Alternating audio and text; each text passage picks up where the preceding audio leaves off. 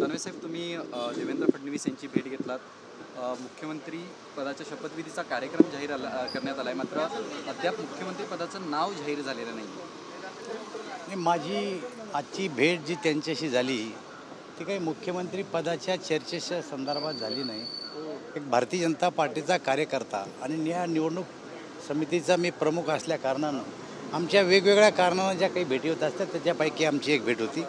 एक गोष्ट खरी की 5 तारखेला भारतीय जनता पार्टीच्या मुख्यमंत्र्याचं शपथग्रहण आहे आणि शपथग्रहण करण्या अगोदर आमच्या विधिमंडळ पक्षाची बैठक होईल. त्यामध्ये नेता निवडला जाईल आणि नेता निवडीच्या नंतर आमचा मुख्यमंत्री पदाचा उमेदवार जाहीर केला जाईल.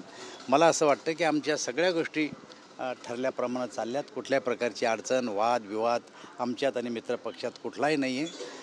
मुख्यमंत्री कोण असा प्रश्न तुम्हाला सगळ्यांनाच पडलेला आहे, पण तो मुख्यमंत्री कोण हेही आमचं ठरलेलं आहे. परंतु एखादं कॉर्पोरेट ऑफिस जसं एखाद्या विषय पूर्ण करायचा असेल आणि त्याची टिप्पणी लिहित असेल तर ती टिप्पणी जोपर्यंत वरिष्ठाची सही झाल्याशिवाय ती अधिकृतरित्या प्रकाशित केली जात नाही, अशा प्रकारच्या आमच्या पार्टीचा विषय आहे. एखादं छोटं ऑफिस असलं तर खालचा कारकून बी लिहिल्याच्या नंतर लगेच बाहेर जाऊन सांगतो की आम्ही काय लिहिलं. मंजूर होण्याच्या अगोदरच भारतीय जनता पार्टी आहे, राष्ट्रीय पार्टी आहे आणि त्यामुळं जोपर्यंत वरिष्ठांचा शिक्का बसत नाही तोपर्यंत मुख्यमंत्री पदाचं नाव माहीत जरी असलं तरी काही जाहीर होणार नाही. आणि त्यामुळं आमच्या सगळ्या गोष्टी ठरल्याप्रमाणे चालू आहे. कुठल्याही प्रकारची अडचण आम्हाला दिसत नाही. तुम्ही म्हणालात की टिप्पणीवरती अजून सही होणं बाकी आहे.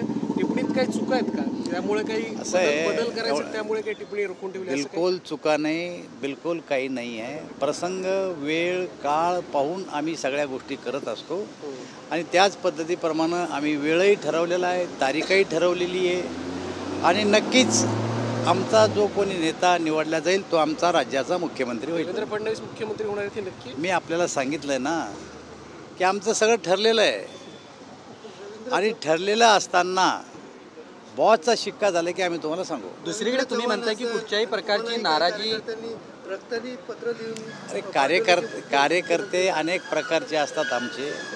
ते त्यांच्या सोयीप्रमाणे त्यांच्या स्वभावाप्रमाणे अशा ज्या गोष्टी करतात त्याला काही आमची मान्यता थोडी असते.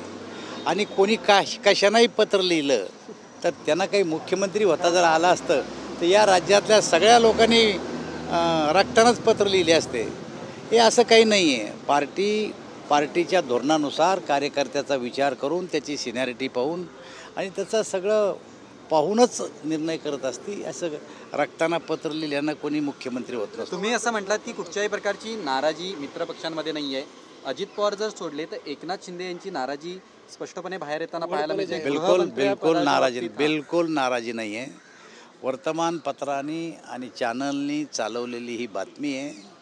त्यांच्या स्वतःच्या गावी का गेले असा प्रश्न उपस्थित करणं एक आश्चर्य आहे. कोण माणूस असा आहे की जो स्वतःच्या गावी गेल्याच्या बाद त्याच्यासाठी अशा प्रकारच्या शंका उपस्थित करतो. आणि आजारी गावी गेल्याच्या नंतर थोडा जरी ताप आली असेल आणि डॉक्टरने आरामाचा सल्ला दिला असेल त्याच्यावरही शंका उपस्थित करणं. एका बाजूला संजय राऊत म्हणते की त्यांचा चेहरा पडलेला होता. त्यांचा चेहरा काय पडला? हे सारेच पडलेत ना, हे सारेच पडलेत. तरी त्यांच्याबद्दल कोणी बोलत नाही आम्ही आणि ते आमचा चेहरा पडलेल्या लोकांना सांगू राहिले. मला असं वाटतं की त्यांना एखाद्या हॉस्पिटलमध्ये ॲडमिट करण्याची गरज आहे. यालाच धरून काल विरोधकांकडनं अशा पद्धतीची टीका केली जाते. खास करून संजय राऊत असं म्हटलेत की भाजपनं त्यांचा मूळ धर्म दाखवून दिला. भाजप हे नाग सापासारखं आहे. येते का? संजय राऊत काय म्हणतो, आत्तापर्यंत तो काय म्हणलेत त्याचा इतिहास जर काढला तर नक्कीच एखादा डॉक्टर सल्लाच देईल त्यांना की यांना एखाद्या हॉस्पिटलमध्ये ॲडमिट करा. कारण ते जे बोललं ते खोटं ठरलं आहे. त्यांनी शिवसेना फोडली, त्यांच्या वागण्यामुळं फुटली. त्याच्यानंतर ते आता उद्धव ठाकरे आणि आदित्य ठाकरेमध्ये भांडणं लावायला बसले. थांबा तुम्ही 6 महिने. त्यांच्या बोलण्यानं त्यांच्या वागण्यानं काय काय झालं या राज्यामध्ये, जे सगळं झालं आहे त्यांच्या बोलण्यामुळंच झालं आहे. नसता भारतीय जनता पार्टी शिवसेना जर एकत्र राहिली असती तर आज याच्यापेक्षाही जास्त थम्पिंग मेजॉरिटी 19ला आलीच होती. आताही त्याच्यापेक्षा जास्त आली असती. आणि त्याच्यामुळं आता त्यांच्या बोलण्या वागण्यामुळंच पक्ष फुटला आहे. म्हणजे उद्धव ठाकरेंची वाट भरकटवली संजय राऊत. 100% भरकटवली.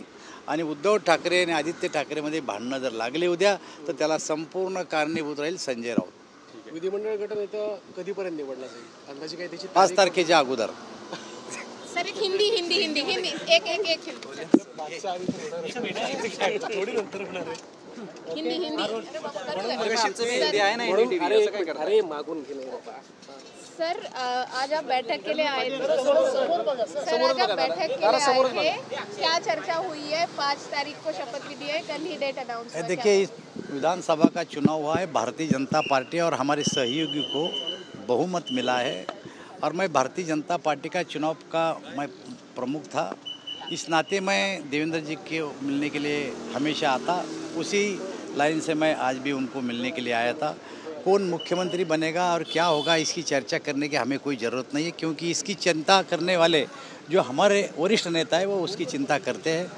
और मुझे ऐसा लगता है कि जिनको सीएम बनाना है वो हमारी स्क्रिप्ट तैयार है, खाली नाम घोषित नहीं हुआ है और जल्द ही उसका विधिमंडल पार्टी की मीटिंग होगी, उसमें नेता चुना जाएगा और जो नेता चुना जाएगा वो हमारा मुख्यमंत्री होगा। सर आप केंद्र में काम करते हैं, 5 तारीख को पीएम यहाँ आ रहा है, और कौन कौन नेता है सेंट्रल से जुड़ा है? नहीं, मुझे ऐसा लगता है कि पीएम तो आने ही वाले हैं, लेकिन अभी उसकी लिस्ट जो है वो रेडी नहीं है। पार्टी जो लिस्ट तय करेंगी वो नेता सब यहाँ आ जाएंगे दादा शेवटचा प्रश्न. और हो सकता है बाकी अन्य राज्यों के मुख्यमंत्री भी इस कार्यक्रम में आएंगे। हाँ सर, और एक बात कि अजीत पवार जी का कल ही स्टेटमेंट आया हुआ है कि सीएम पहले से डिसाइड थे, लेकिन एकनाथ शिंदे जी सामने नहीं आ रहे, क्या वो नाराज है? क्या कहाँ नाराज है? खुद के गांव को जाने पे भी आप शंका जता रहे, मुझे नहीं समझ में आता। कोई एखादा नेता अपने गांव में जाता है कुछ काम करने के लिए, रेस्ट करने के लिए, तो उसमें भी शंका निकलते हैं आप। मुझे नहीं लगता कि ऐसा कोई प्रॉब्लम है हमारे में। सर एक आखिरी सवाल ऐसा कि एमएलसी का डिसीजन कब तक होगा, कौन होगा, क्या पहले सीएम बाद में बाकी। शेवटचं दादा शेवटचं एक बस ना आता. प्रश्न. तुम्ही आता असं म्हणालात की जर या पक्षांमध्ये ही फूट पडली नसती, सगळं झालं नसतं, यापेक्षा अधिक थम्पिंग मेजॉरिटी आम्ही आलो उद्धव ठाकरेंसोबत आला असतात. 2019ला जे आमची मेजॉरिटी जवळपास 165-67ची आली होती, त्या टायमाला जर कधी शिवसेना राऊतांच्या बोलल्यावर काँग्रेस आणि राष्ट्रवादी सोबत गेली नसती तर असा कारभार केला असता आमचा जो पहिल्यांदा झाला 14 ते 19. तर त्या कारभाराच्या आधारावर आमची संख्या आत्ता जेवढी आली त्याच्यापेक्षा जास्त आली असती जर ती फुटली नसती त्या टायमाला. तर थोडक्यात उद्धव ठाकरे सोबत असते तर नाहीये, तरी त्याच्यापेक्षा जास्त जागा आल्यात आमच्या.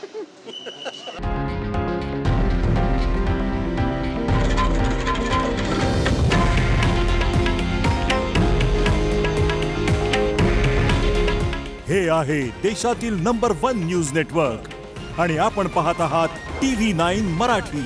काळजी तुमची, हित महाराष्ट्राचं.